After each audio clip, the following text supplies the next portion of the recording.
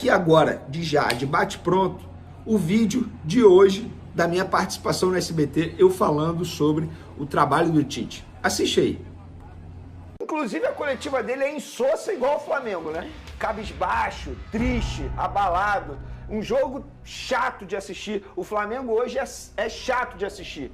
Um time sem graça, sem sal. Um time que não tem nada ofensivamente falando. Defensivamente, um leão, mas mesmo assim tá sofrendo gol pra caramba, porque até o Campeonato Carioca batia no peito e falava, a gente não leva gol. O que adianta, Tite, se ofensivamente falando você não mostra nada? E o Flamengo é isso, é o retrato do que é o Tite na entrevista coletiva. Em entrevista coletiva você mostra pro torcedor como que tá o seu ânimo, a sua disposição, e o Tite é isso. É insosso, é chato, é um time sem graça de assistir. O Flamengo, qual foi a última grande partida do Flamengo? Vamos lá, vamos recordar. Foi o primeiro jogo da semifinal do Campeonato Carioca contra o Fluminense. De lá pra cá, ou tá jogando mal, ou tem alguns lampejos em algumas partidas, como foi contra o São Paulo, que eu considero alguns lampejos.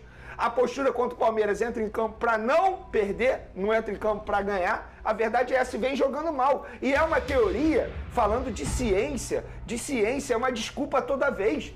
Ontem eu tive que ouvir o Kleber Xavier, auxiliar do Tite, falar o seguinte, a gente veio de 3 jogos atípicos, um jogo na altitude, um jogo em grama sintética e um jogo 11 horas da manhã. Jura, Kleber?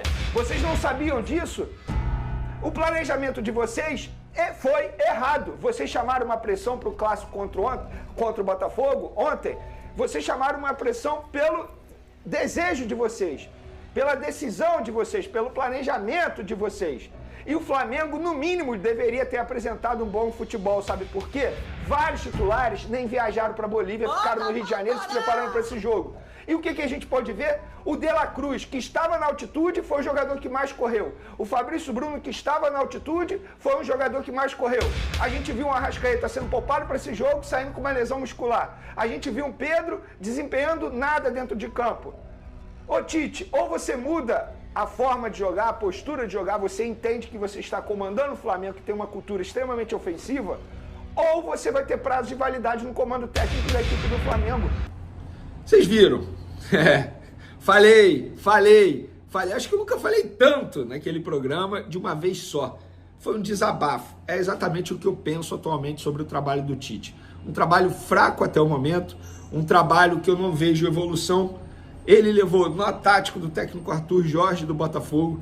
Repito, ele tinha a obrigação de fazer o time apresentar o bom futebol contra o Botafogo, até porque ele poupou vários titulares do jogo contra o Bolívar.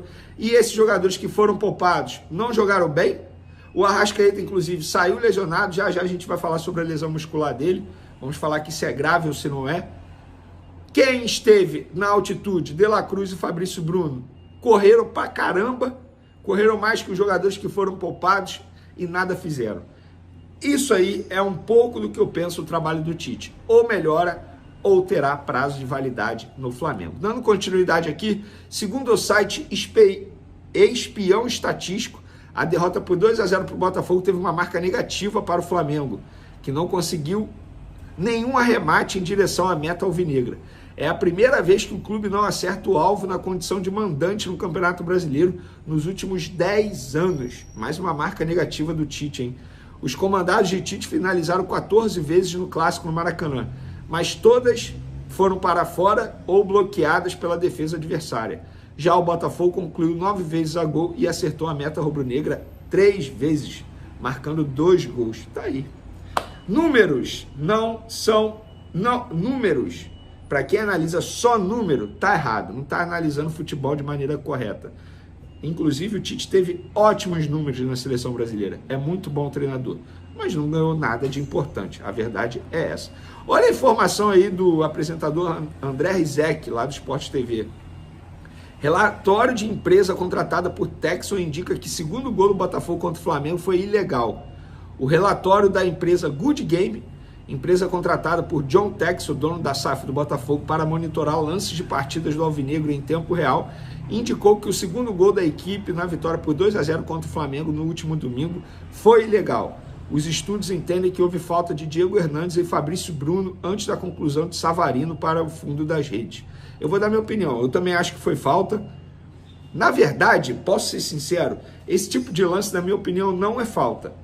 Mas como a arbitragem brasileira marca 99% dos lances, deveria ter marcado agora. Vene, vai chorar? Não vou falar que o Flamengo perdeu por causa disso. Muito pelo contrário, o Flamengo não perdeu só por causa disso. Inclusive o Botafogo teve uma oportunidade de fazer o terceiro gol e não conseguiu botar na rede.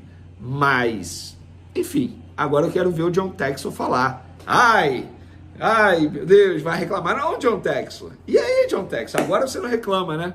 Pois é, agora que você não vem publicamente falar que tem coisas estranhas no futebol brasileiro. Mas vamos falar agora das notícias ruins, envolvendo Arrascaeta e Pulgar. O Flamengo emitiu um comunicado oficial informando que os atletas Arrascaeta e Eric Pulgar passaram por exames nessa segunda-feira. Arrascaeta foi diagnosticado com uma pequena lesão na parte posterior da coxa direita. Já Eric teve a entorse no tornozelo esquerdo confirmada. Os dois iniciaram o tratamento no departamento médico do CT Ninho do Urubu. Pois é, notícias ruins. Bom, vamos analisar o lado bom. Arrascaeta tem lesão, notícia ruim, mas pelo menos é uma pequena lesão. Já o Pulgar, pelo que eu apurei, ele pode ficar entre 2 a 3 semanas sem poder atuar. Um desfalque super importante. Pior que eu tenho que ler nas outras redes sociais, no Twitter, @VeneCasagrande, no Instagram também, @VeneCasagrande, e no TikTok, @VeneCasagrande7. Ainda bem que vai ficar fora. Não tá jogando nada, Pulgar não tá jogando nada, não fez nenhum... Gente, sério, eu não tenho a menor paciência para esse tipo de torcedor. Como que você vai comemorar a ausência do Pulgar? Jogador extremamente importante. Ah, mas tem o Alan. Gente, características totalmente diferentes, estilo de jogo totalmente diferente. O Alan não quebra linha no passe, como o Pulgar quebra. O Alan pode ser um bom marcador, ter um bom passe, mas a forma como o Pulgar chega ao ataque, o Alan não faz isso. E na vaga do Arrascaeta, acredito eu que entre o Gerson, até porque o Tite é apaixonado pelo futebol do Gerson. Vamos dar continuidade aqui. Landim deu entrevista ao GE e foi questionado sobre a renovação de contrato do Gabigol, que tinha um acerto, não tinha um acerto, e o Landim falou sobre a situação.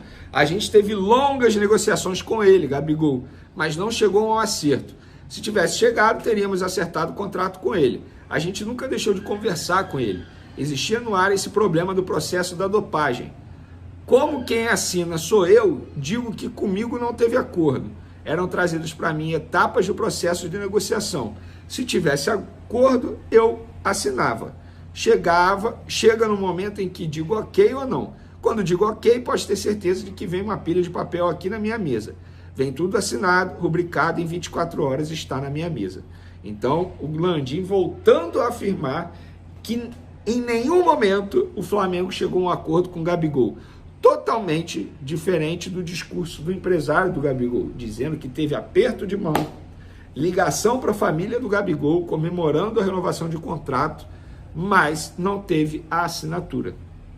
E aí o Landim garante que não teve nenhum acordo em relação à renovação de contrato do Gabigol, que tem contrato até dezembro com o Flamengo, ou seja, a partir do meio do ano pode assinar um pré-contrato com uma outra equipe.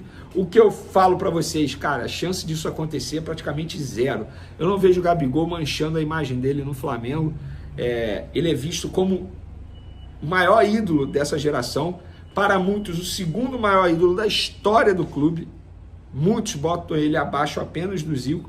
Eu não vejo ele assinando um pré-contrato, até porque nesse momento ele está suspenso. E o pedido de efeito suspensivo dele vai sair até sexta-feira, ou seja, dessa semana não passa, porque o prazo final é isso mesmo, é dia 3 de maio, é isso mesmo, sexta-feira, eu estou até dando um double check aqui no calendário, é isso mesmo, dia 3. Então,